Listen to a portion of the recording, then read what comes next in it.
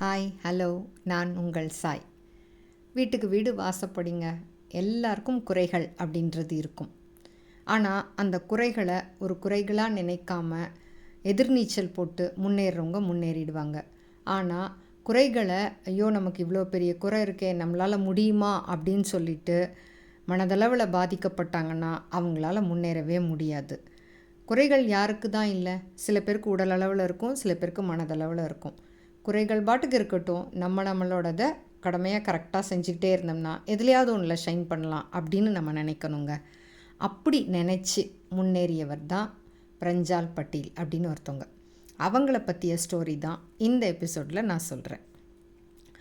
இவங்க ஏப்ரல் 1, 1988 மகாராஷ்டிராவில் பிறந்தவங்க. இவங்களுக்கு 6 வயசுலேருந்தே கண் பார்வை கிடையாதான். 6 வயசுலேயே கண் பார்வையை இழந்து விட்டாங்களாம். ஆனால் படிப்பின் மீது ரொம்ப ஆர்வம். அவங்களோட லட்சியம் சின்ன குழந்தையிலேருந்தே சொல்லிக்கிட்டே இருப்பாங்களாம், நான் ஐஏஎஸ் ஆகணும் அப்படின்றது தான் அப்படின்னு சொல்லிட்டு. பள்ளி படிப்பை முடித்ததுக்கப்புறம் பாம்பேயில் செயின்ட் சேவியர்ஸ் காலேஜில் பொலிட்டிக்கல் சயின்ஸுக்கு சேர்ந்தாங்க. அங்கே இளங்கலை பட்டம் பெற்றார்கள். அதுக்கப்புறம் டெல்லி ஜவஹர்லால் நேரு யூனிவர்சிட்டியில் சர்வதேச தொடர்பு துறையில் முதுகலை பட்டம் பெற்றவர் இவர். அதுக்கப்புறம் சிவில் சர்வீஸ் எக்ஸாமுக்கு பயிற்சி மேற்கொண்டார். ரெக்கார்ட் பண்ணி படிப்பாங்களாம். சிவில் சர்வீஸ் எக்ஸாம்ன்றது ரொம்ப கஷ்டமான எக்ஸாம்ங்க. நல்லா கண் பார்வை தெரிகிறவங்களே ஒரே தடவையில் எழுத முடியாதுன்ட்டு நிறைய பேர் சொல்லியிருக்கிறாங்க. ஆனால் இவங்க ஒரே தடவையில் எழுதி ஃபஸ்ட் அட்டம்ப்ட்லேயே பாஸ் பண்ணியிருக்காங்க சிவில் சர்வீஸ் எக்ஸாமை. 2016 ஃபஸ்ட்டு தடவை எழுதி பாஸ் பண்ணிட்டாங்க. அவங்க தேசிய அளவில் 773வது இடத்தை பிடித்தாங்க. அதனால் அவங்களுக்கு ரயில்வேயில் கணக்கு பிரிவில் நியமனம் தரப்பட்டது. ஆனால் பார்வை இல்லாத காரணத்தால் அந்த வேலையில் அவங்களால ஈடுபட முடியல, கிடைக்கல.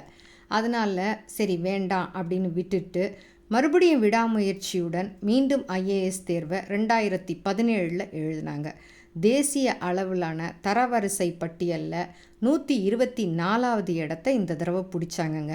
700லேருந்து 100ஸ்க்கு வந்துட்டாங்க பாருங்கள். அவ்வளோ ஹார்ட் ஒர்க் போட்டிருக்கிறாங்க. அவ்வளோ ஹார்ட் ஒர்க் போட்டு 124வது இடத்த பிடிச்சிட்டாங்க. ஸோ இவங்க முதல் பார்வையற்ற ஐஏஎஸ் அப்படின்ற ஒரு பெருமை இவங்களுக்கு கிடச்சிச்சு.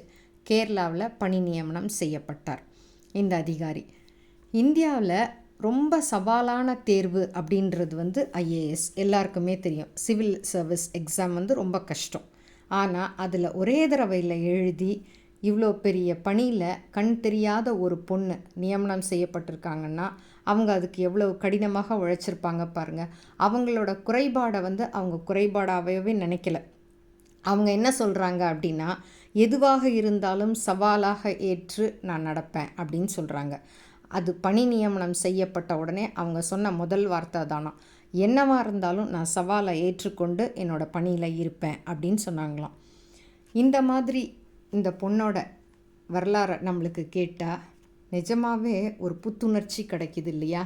ஏன்னா கண் பார்வை இல்லாமல் 6 வயதிலிருந்து அவங்க ஸ்கூலிங் முடித்து காலேஜ் முடித்து ஐஏஎஸும் முடிச்சிட்டாங்க இல்லையா? உடல் அளவில் எத்தனை குறைகள் இருந்தாலும் மனதளவில் நம்பிக்கை வச்சா வானமும் தொட்டுவிடும் தூரம்தான் அப்படின்னு இந்த பொண்ணு நிரூபிச்சிருக்கா இல்லையா? இவளுக்கு நம்மளோட மனமார்ந்த வாழ்த்துக்கள். இவளை பார்த்து நம்மளும் ஒரு என்கரேஜ்மெண்ட்டாக எல்லாத்துலேயும் இறங்கணும் இல்லையா? இவளோட ஸ்டோரி பிடிச்சிருந்தா என்னோட யூடியூப்க்கு சப்ஸ்கிரைப் பண்ணுங்கள், ஷேர் பண்ணுங்கள், லைக் பண்ணுங்கள். அன்புடன் சாய்.